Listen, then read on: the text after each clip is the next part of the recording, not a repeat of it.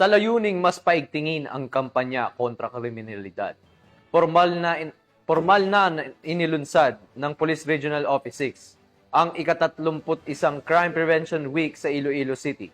Magbabalita dyan si Patrolwoman Andrea Dominic de Palubos.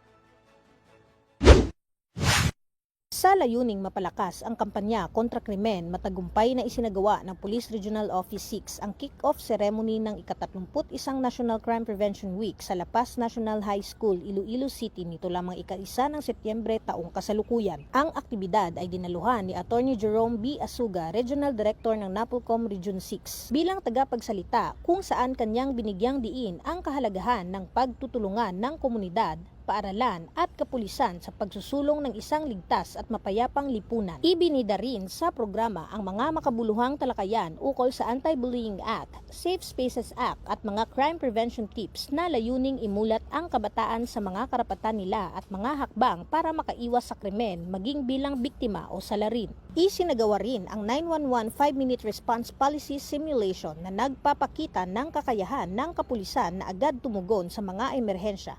Isang konkretong patunay ng dedikasyon ng Philippine National Police sa mabilis at epektibong serbisyo publiko. Formal ding isinagawa ang ceremonial blowing of the whistle bilang simbolo ng pagkakaisa sa kampanya kontra krimen at namahagi ng mga advocacy materials sa mga estudyante at guro upang mapalawak pa ang kaalaman ukol sa kaligtasan at tamang asal sa komunidad. Ang mga ganitong inisyatibong gawa ay naglalayong hikayatin ang kabataan na maging aktibong katuwang sa crime prevention at palakasin ang tiwala ng publiko sa kakayahan at serbisyo ng kapulisan. Sa pangunguna ng Police Regional Office 6, patuloy ang Philippine National Police sa pagsusumikap na gawing ligtas ang bawat komunidad mula paaralan hanggang lansangan. Sa pamamagitan ng mga ganitong inisyatibo, hindi lamang nila isinusulong ang batas, kundi pinapalakas din ang boses ng kabataan bilang tagapagtaguyod ng kapayapaan. Mula dito sa Police Regional Office 6, ako ang inyong Police News Network Correspondent, Patrolwoman Andrea Dominic de Palobos, alagad ng batas, tagataguyod ng balitang pulis.